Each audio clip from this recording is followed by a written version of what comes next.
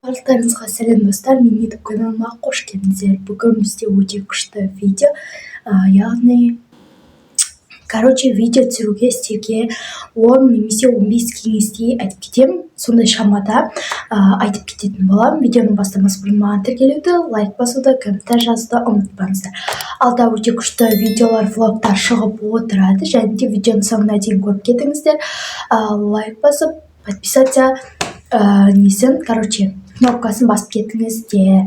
Тезірек, осы жылда 50 000 подписчикке тезірек жетіп кетейік. Видеоны бастайық. Бүгінгі видео жаңа айтып кеткендей, сіздерге видео түсіруге 10 немесе 15 кеңес айтып кететін боламын. Осы видеодан кейін сіздерде түсірсеңіздер болады. Әрине мен айтып кеткен кеңестердің біреуін болсын түсіріңіздер. Мен осындай блокнотыма жаздым. Ішіне қандай десем болады. Сіздерге айтатын нелердің, кеңестердің тізімін жаздым, видеолардың тізімін. Қазір сіздерге айтып кететін боламын. Және де бұл уж толайын деп қалды. Толайын дегенде уже 4-5 ғана бет жаздым. Обзор түсіріп кететін боламын жақында. Кстати, достар, жаңа жылдарыңыз құтты болсын. Осы жылда өте күшті сәттер болсын. Өте күшті денсаулық тілеймін. Және де әрі қарай видеоны бастап кетейік. Видео түсіруге 10 кеңес. Бізде бүгін бірінші январь. Қараңыздар, мен жаздым. Ена жерге соның жайының суретін жабыстырып қойдым. Просто жабыстырып негесін. Осылайынан тізімдерді жаздым. Қазір сіздерге айтып кететін боламын. Оның ішінде менің де түсіретін нелерім бар, видеоларым. Сіздерге соны да айтып кетейін.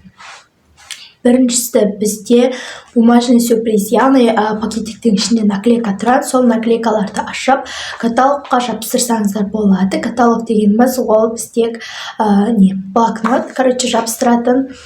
Сондай. Келесі бізде екіншісі блинк бак, яғни сіздер білмейтін шығарсыздар, блинк бак айтып өтейін, барлығында дұрыстап айтып өтетін боламын.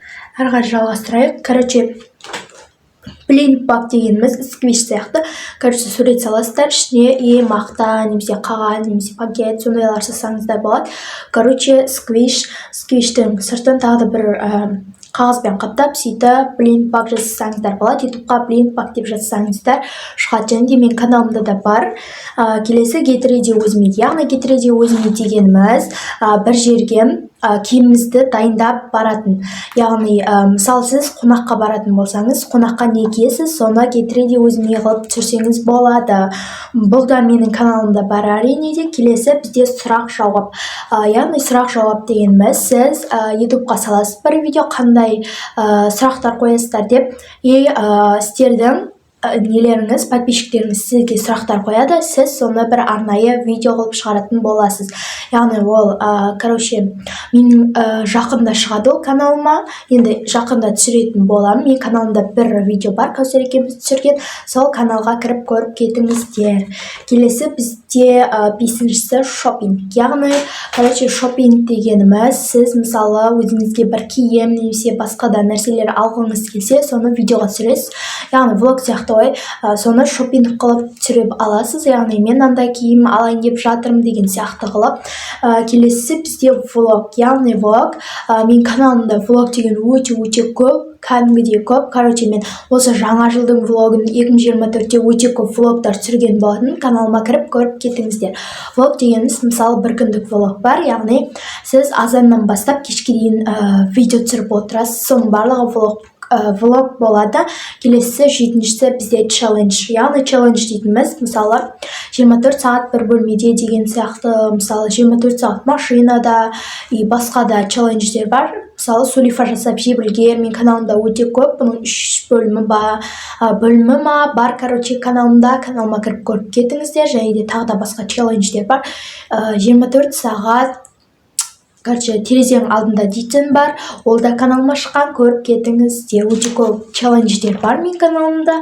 Келесі 8-шісі back to school, яғни back to school дегеніміз мектепке қандай заттар алдыңыз соны көрсетіп кетесіз. Ол да менің каналымда бар. Ол 1000 просмотр жинады. Сіздерге көп рахмет. Сол менің ең көп просмотр жинаған видеом болды back to school. Егер де сіздер көрмесеңіздер, каналыма кіріп әрине де көріп кетіңіздер. Келесі бізде 9-шысы мектепке сөмкемді дайындаймын.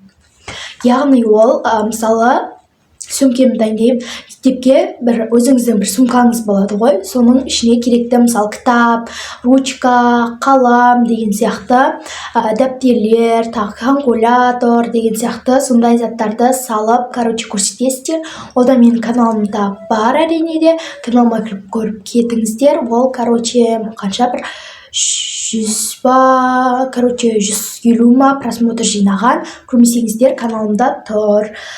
Келесі бізде 10-шы образдар, яғни кез келген образ, мысалы мектепке образ, қонаққа образ дейтін сияқты, типа кетіреде өзіме, но бірақ образды әшейін киіп атқаныңыздан да кием деп көрсетпейсіз, тек бірден көрсетіп те беретін боласыз. Және де обзор, яғни обзор дегеніміз, мысалы менің блокнотыма обзор, немесе менің сөмкеме обзор, немесе менің бөлмеме, үйіме обзор дейтін бар, тағы да жаздық киімдеріме обзор, қыстық киімдеріме обзор, и тағы да не бар, мысалы осындай рабочий столға обзор, мен сондай заттарыңызға обзор түсіретін боласыз.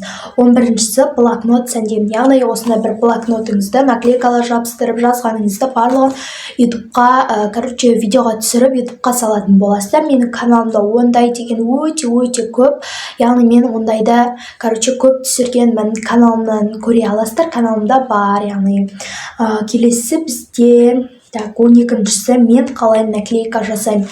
Жақында бұндай видео менің каналыма шығады. Видеоны жіберіп алу үшін маған тіркелуді, лайк басуды ұмытпаңыздар.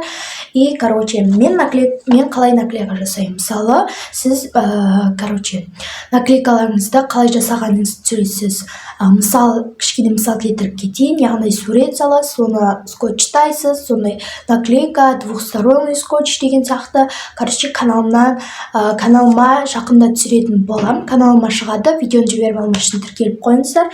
Келесі ең соңғысы, 13-шісі бізде мен айтқаным жаңа 10 немесе 15 кеңес айтатын болам, яғни бізде ең соңғысы 13-шісі, менің телефонымда не бар, оны кішкене түсіндіріп кетейін. Мысалы, сіз өзіңіздің телефоныңызды аласыз да, оның ішін көрсетесіз. Менде осындай продолжениялар бар, оны мынандайға қолданам деген сияқты. Мысалы, сіз PicsArt аласыз. PicsArt әртүрлі суреттерді жасайсыз, немесе TikTok'та әртүрлі видеолар, сондайлар көрем деген сияқты. Instagram десек, Instagram'да осындай видеолар көрем, салам деген сияқты, соның барлығын көрсетіп кететін боласыздар. Және де тағы да бір ойымнан шығарған, тағы да бір блокнотқа жазылмаған біреуін сіздерге айтып кетейін. Яғни, мен сияқты осылайнан кеңес деп түсірсеңіздер болады. Әрине де өте күшті болып шыққан деп ойлаймын. Мен осы видеомды әрине сіздерге ұнаса, комментарийға жазып кетіңіздер, өз бағаларыңызды беріп кетіңіздер. Достар, осы менің видеом аяқталды. Егер де сіздерге видео ұнаса, маған тіркелуді, лайк басуды, комментарий жазуды ұмытпаңыздар. Және де колокольчикті де басып, достарыңызға жіберіп қойыңыздар. Алда өте күшті, қызықты видеолар, влогтар, челленджер, әртүрлі видеолар шығып отырады. Жаңа айтып кеткенімдей, мен телефонымда не бар, соны видеоны түсіруім керек мен жақында. И қалай наклейка жасаймын, және де бір қыз сұраған менен. Бумажный сюрпризді астында фон тұрады ғой, жасыл, сары деген. Соған обзор түсірші деген, но мен обзор емес, оны бірден қалай жасайтынымды, қалай жасағанымды сіздерге түсіріп кететін боламын. Және де достар, менің видеом аяқталды. Соңына дейін көргендеріңізге өте көп рахмет. Келесі видеода кездескенше сау болыңыздар.